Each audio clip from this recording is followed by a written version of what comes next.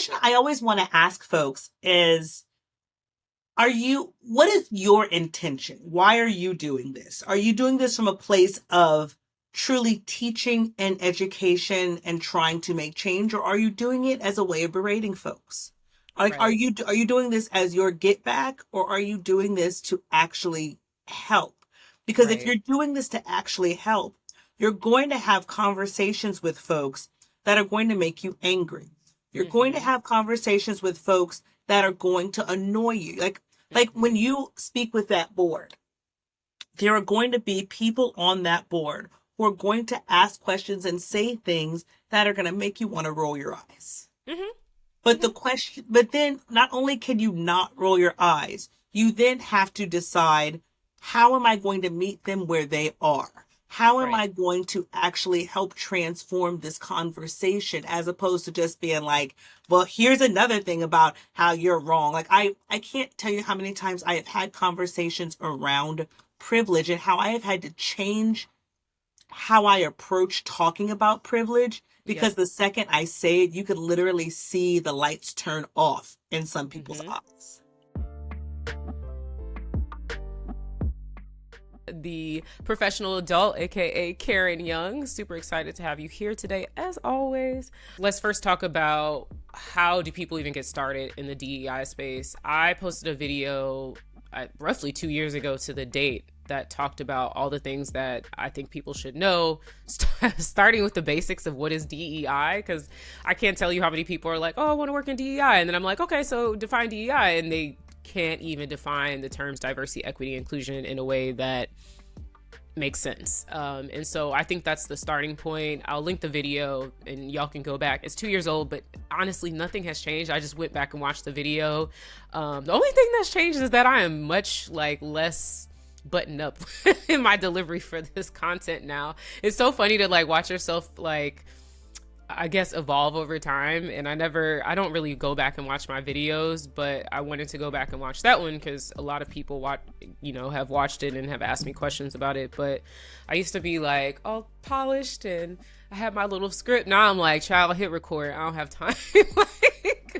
Y'all are going to get me as I am. And this is how I am during workshops, with clients, on calls, with my friends, with everybody. Y'all are getting who I am. I'm tired of code switching. So here we are.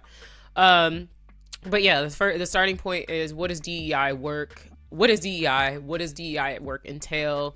I talk about some of the different roles and opportunities. I talked on different pathways. I touched on competencies that you need. So again, you can go look at the video. For the most part, nothing has changed. Like I said, one of the challenges that we were just talking about this, is that folks are coming into the DEI space perhaps not with the best of intentions, or with the wrong intentions. And I think I've shared this before. If you're new here, watch other episodes of DEI in 5. But it's not uncommon for people to want to do DEI because they belong to a historically marginalized identity, or an intersection or a combination of multiple historically marginalized identities. But the thing is that DEI goes beyond just that, right? And it means that you have to be aware of different types of identities, including, especially, the ones that you perhaps don't belong to. It is about, at the end of the day, from my perspective, getting people to come together, even if they have different thoughts, different lived experiences, etc. It's being able to agree to disagree in a lot of ways. Psychological safety. And so I think people really need to, if they're coming into the space, reflect on what's important to them. I've talked a ton. What are your thoughts? I totally agree with you. I think that one thing that I am most bothered by, and I have to check myself to make sure that it's not just my own hateration and holleration, is I'm now noticing that there are a lot of people who are looking to get into the space simply because they are a member of a marginalized community. And that's it. And they think that because they are a member of a marginalized community, that infuses them with everything they need to know. And as someone who has a background in the social sciences, anthropology and sociology in particular, who has been doing this work for a while before I ever decided to transition over to do it for myself, who actively has research and who spent like months and years reading and studying and doing all of that other stuff. There is still something that I learn almost every day. There's still something new that I learn almost every single day. And so while I appreciate folks who have the gumption to like, hey, this is something I want to do, I think that there is a little bit of hubris in folks who are just like, well, I'm Black, or I'm a woman, or I'm queer, so of course I can knock this off. And it's like, right. It's not that simple. No, not at all. That simple. One of the things that I've been leaning into recently is, to your point of like learning about new things, is this idea of navigating resistance to DEI and conflict and fear. And a lot of how you learn to interact with people is more so around psychology and learning about empathy, and your identities can't necessarily teach you that. And I see a lot of people come into this work or approaching it wanting to focus on anti-racism work. In my opinion, there are ways to do anti-racism work that he leans into what we know research-wise and psychology-wise that actually leads people to opening up versus shutting down during conversations. Because once people shut down and are no longer open to what you're trying to deliver or the conversations you're trying to have, you've kind of lost them, and it's kind of hard to backtrack. And you know, I get it. You know, as a Black woman, I definitely get it. Sometimes I want to come into workshops and just grab someone and shake them by the shoulders and be like, "What is the problem? Why don't you understand?"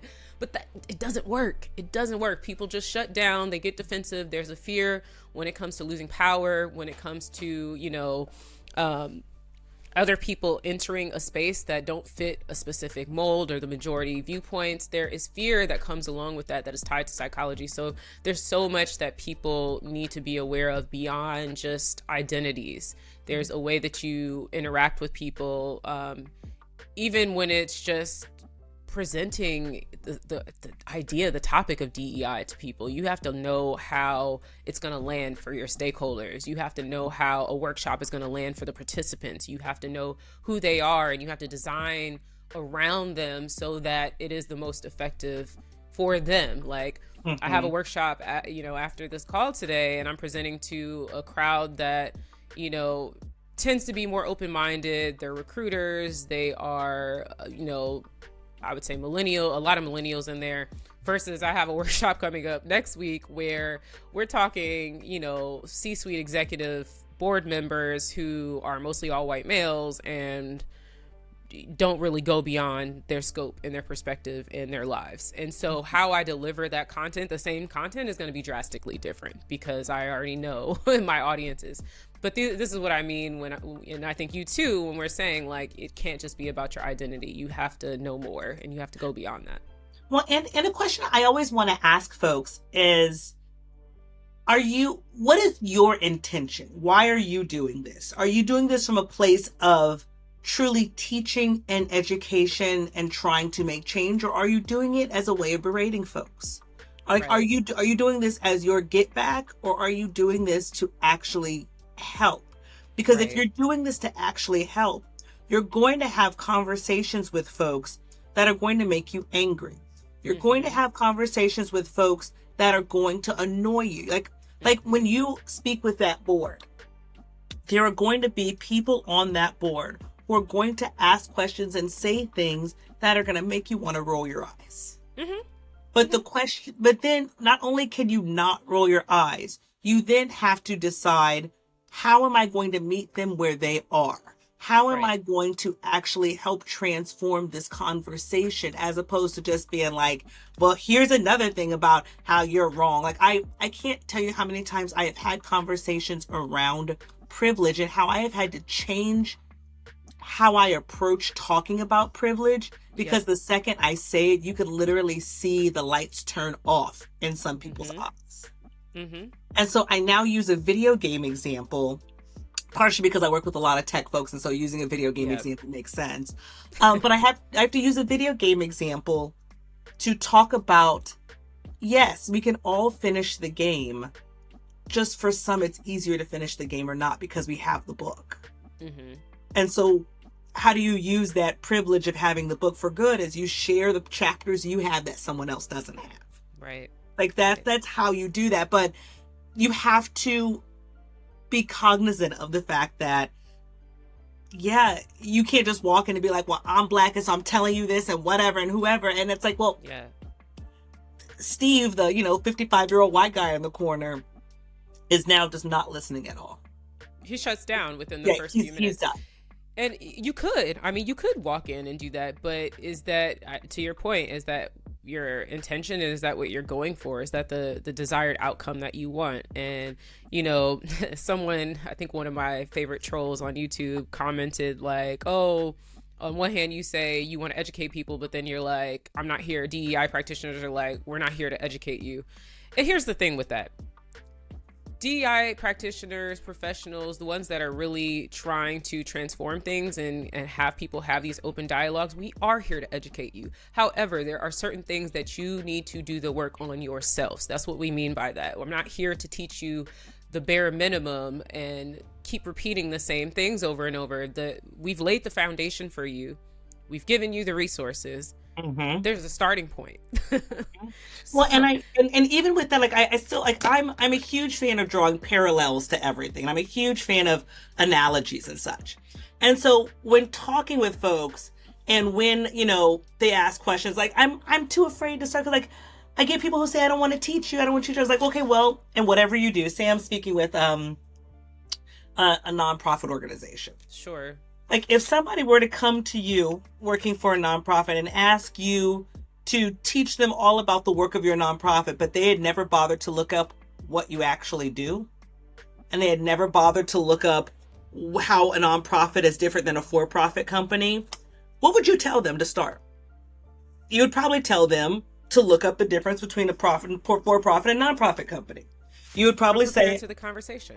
Right. You'd probably say it's hard for me to answer a lot of things for you because you haven't done some of the basic questions. You wouldn't know what I'm talking about. You wouldn't know. We're doing the exact same thing. So we're not telling you, I don't want to teach you. We're saying it'll be really hard for me to have a conversation that makes sense to you when you don't know the very basics of what we're talking about. Right. It's like going into, I think as you were saying that, it makes me think of interviewing. If you're trying to have a successful interview and land a job, you looked up that company. You looked it up front, sideways, backwards, upside down. Like you have looked it up. You've probably looked into who works there. You probably know their work history, who they are. It is the same thing, right? So you go into whatever 20, 30 minutes, hour-long discussion that they've allotted you, and you can have a fruitful conversation. So I just wanted to call that out as a thing because people are always like, well, on one hand, you want to educate, on the other, you say, teach yourselves, educate. Yes, both things can be true. It's not a one or the other thing. Because you get to that interview or you have that conversation with that nonprofit person and you still ask questions, but it's clear to us that you have done your homework and you've come prepared for the discussion. Exactly. And I think a lot of for me personally, when I say it's not up to me to educate people, I'm at a point where I don't like doing the convincing for people. Yep. I am okay with still having conversations around why this work matters. Even though there are tons of resources out there, you always, at the end of the day, need to start with why. Mm-hmm. But I don't want to have to belabor the point to convince you as to why this should be important to you. You need to, that's part of doing the work. You got to figure that out for yourselves. And I'd much rather spend my time with people that are like, yes, I see this as a problem. I just need help figuring out what I can do. I'd much rather spend my time with those folks because there are a lot more of those people who are going to help transform the space versus the naysayers who are just looking for ways to push back and to cause havoc or wreak havoc. Mm-hmm. So yeah. All right, y'all. Until later. Bye.